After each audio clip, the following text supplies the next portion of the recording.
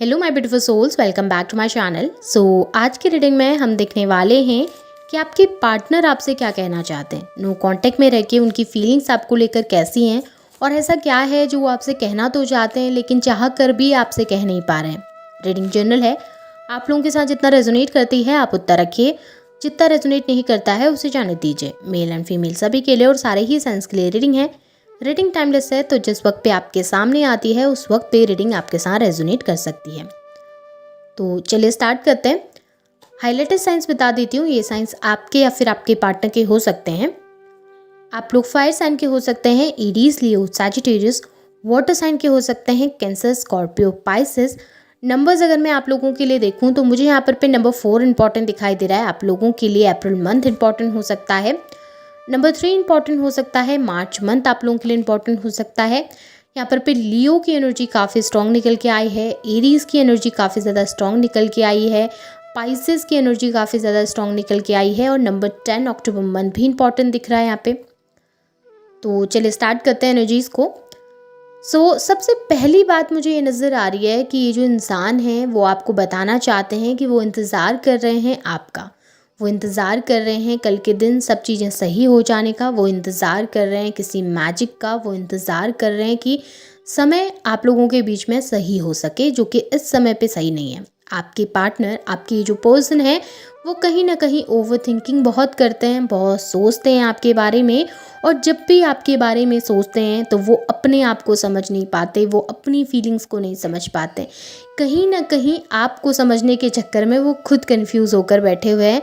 उन्हें ये समझ में नहीं आता कि आपसे दूर जाने के बाद भी, आपसे डिस्टेंस क्रिएट करने के बाद भी, आपसे नो कांटेक्ट सिचुएशन में आने के बाद भी बार बार क्यों वो आपको मिस करते हैं, बार बार क्यों आपका ख्याल उनके माइंड में आता रहता है और क्यों वो आपको अपने जहन से निकाल नहीं पा रहे। आपकी ये जो पर्सन है उन्हें ये भी लगता है कि शायद आप उनसे कुछ बातें छुपाते हैं, शायद आपके अंदर बहुत कुछ ऐसा है जो आप उनसे खुलकर कहते नहीं और वही सब चीज़ें वो आपसे पूछना चाहते हैं।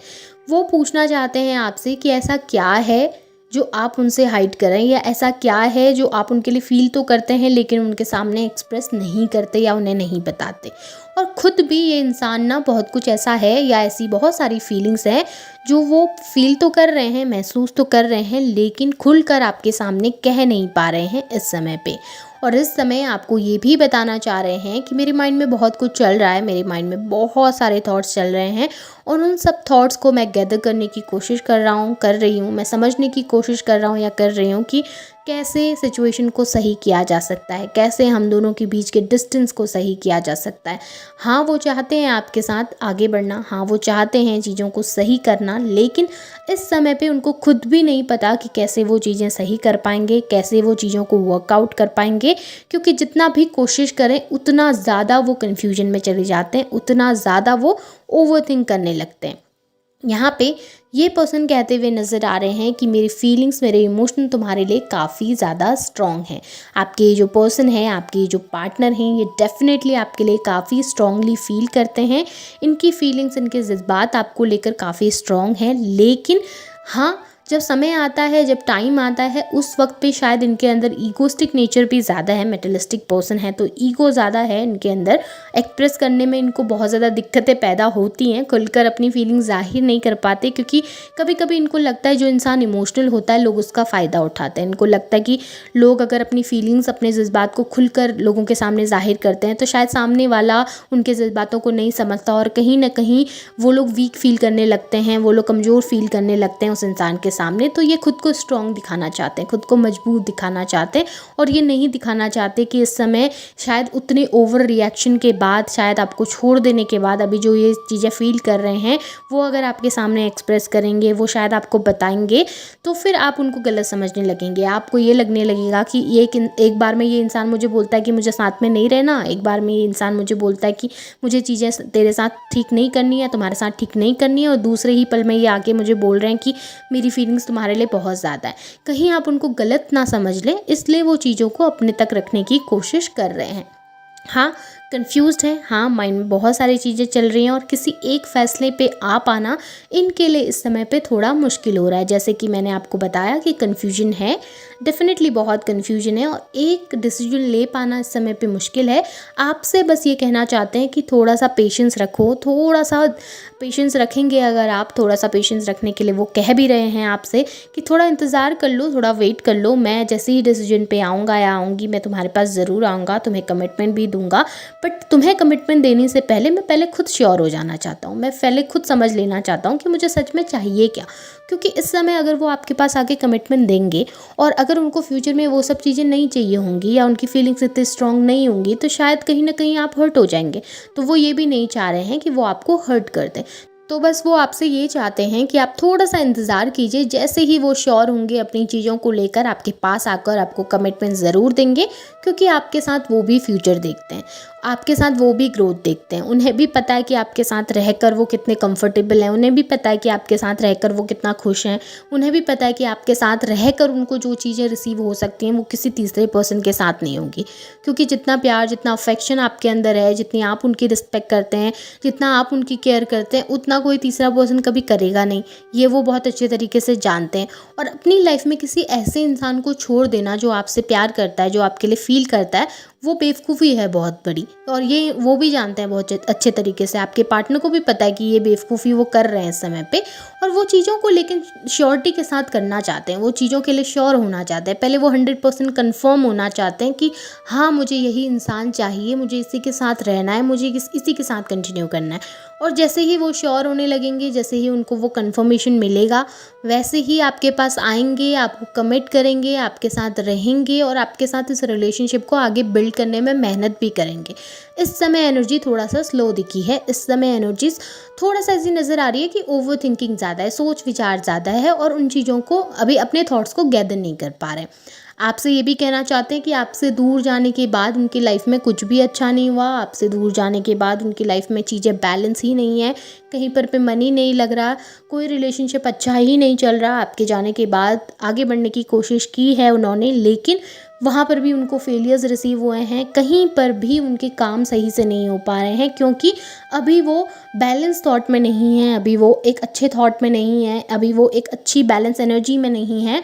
और आपके जाने के बाद इमोशनली खुद को उन्होंने काफ़ी ज़्यादा वीक महसूस किया है, कमज़ोर महसूस किया है, क्योंकि जितना आप उन्हें समझते थे उतना उन्हें अब कोई नहीं समझ पा रहा, उतने सुनने वाला इनका कोई नहीं बचा है और इस वजह से वो अब परेशान रहने लगे हैं, डिप्रेस रहने लगे हैं।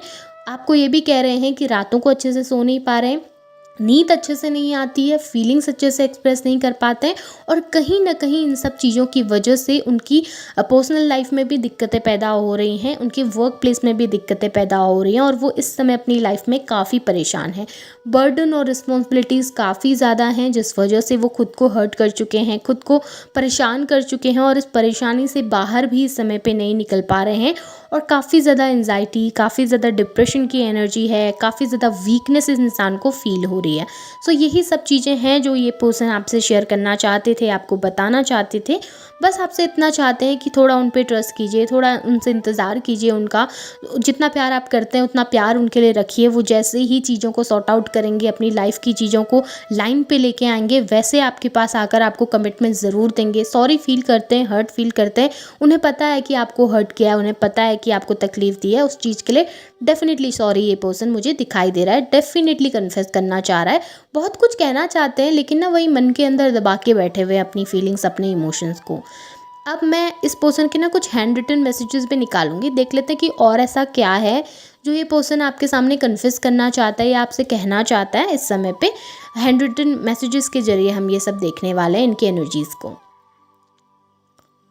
यहाँ पे सबसे पहला मैसेज निकल के आया है कि इनके अंदर बहुत सारी बुरी आदतें हैं। डेफ़िनेटली उनको पता है कि उनके अंदर बहुत सारी बुरी आदतें थी, बुरी आदतें हैं, उन्हें वो सॉर्ट आउट करने की कोशिश कर रहे हैं। बचपना बहुत ज़्यादा है इनके अंदर, चाइल्डिश बिहेवियर है, बट हाँ, वो जानते हैं कि आप जितना पैम्पर आप करते हैं ना, उनको कोई दूसरा नहीं कर सकता। आप उनके लिए परफेक्ट हैं, ये उनको पता है। आपके साथ एक लंबा समय बिताना चाहते हैं, लॉन्ग ड्राइव पे जाना चाहते हैं, टाइम स्पेंड करना चाहते हैं, एक लंबी ज़िंदगी को आपके साथ ये पर्सन जीना चाहता है और डेफ़िनेटली ये सब चीज़ें वो फील करता है, लेकिन इस समय पे आपसे दूर भी नहीं रहा जा रहा, आपसे डिस्टेंस भी क्रिएट नहीं किया जा रहा है, लेकिन आपसे डिस्टेंस क्रिएट करके भी बैठे हैं।